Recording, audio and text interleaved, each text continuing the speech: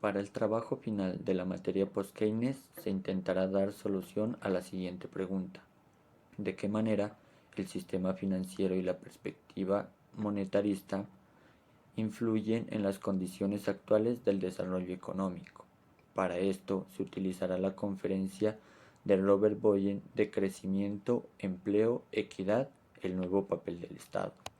El autor empieza hablando sobre las economías de algunos países y cómo fue su seguimiento después de la Segunda Guerra Mundial.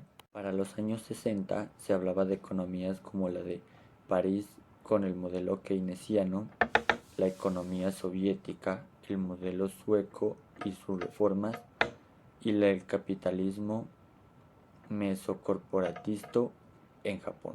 De aquí se habla sobre el fracaso de estas economías y se enaltece el nuevo capitalismo de Estados Unidos, el cual es el del mercado financiero. Pero no es solo hasta el 2006, 2007 y 2008 en el cual entra la crisis hipotecaria y se ve que este sistema o este capitalismo de mercado financiero tiene sus fallas, debido a que tiene mucha libertad y este debería ser limitado según Boyen.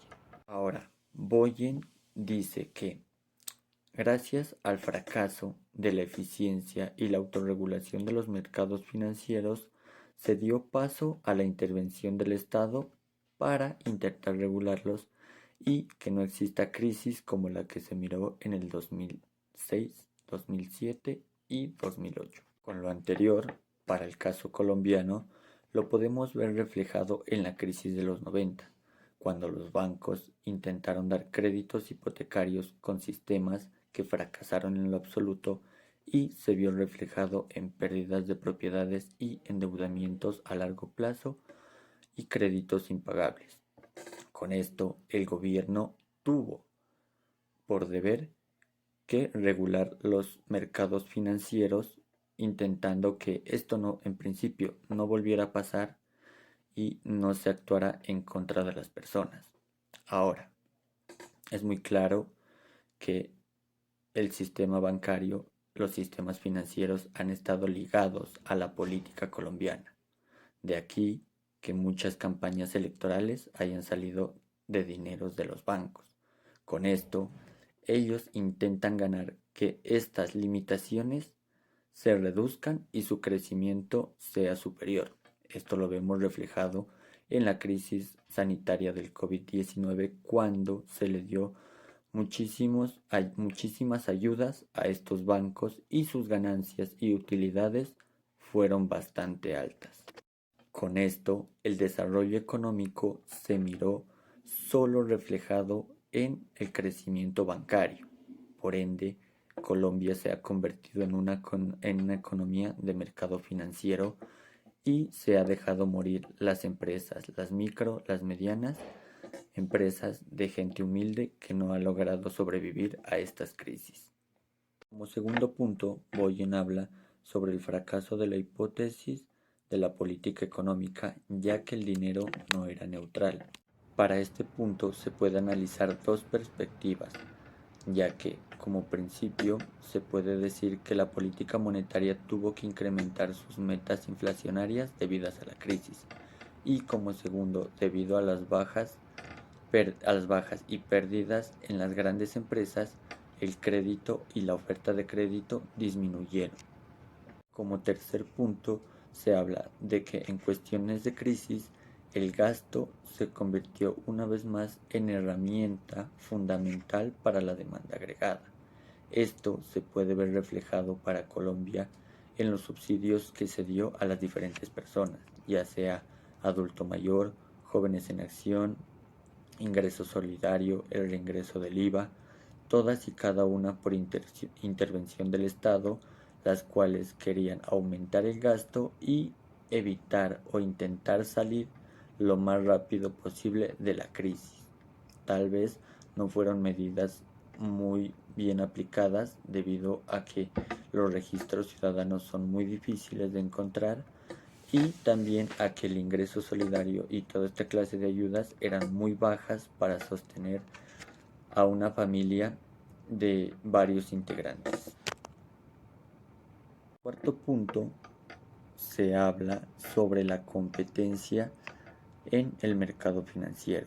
Boyen dice que si hay bastantes unidades en el mercado, es más difícil salvar a todas las entidades y lo que se hará es buscar salvar las más grandes o por ende los bancos más grandes. Para Colombia, cuando el dueño de los 4 bancos más grandes del país es una sola persona, tiene en su poder el monopolio del mercado financiero. Con esto, el gobierno le da subsidios a una sola persona en acumulación de riquezas y incremento en la brecha de la desigualdad. Con esto podemos observar un gran monopolio en este mercado.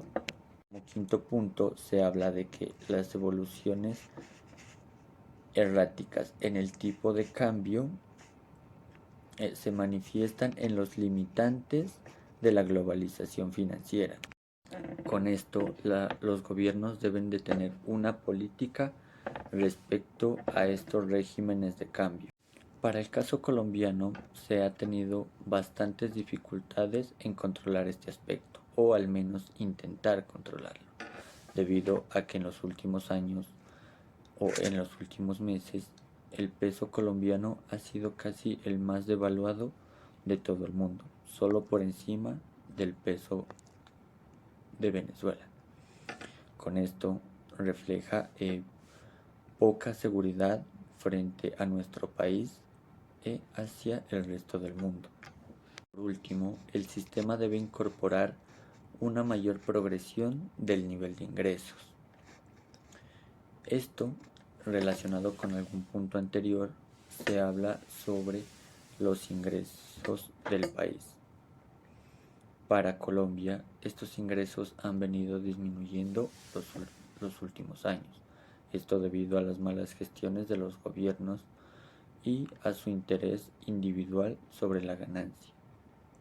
Con esto habrá un mayor incremento en la brecha de la desigualdad, la cual no le cae nada bien a la crisis que se está viviendo.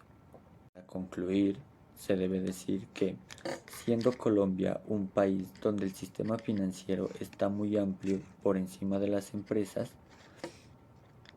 el gobierno ha tratado desde antes y hasta el momento de salvar los bancos, creyendo que estos son los únicos que pueden generar ingresos nacionales.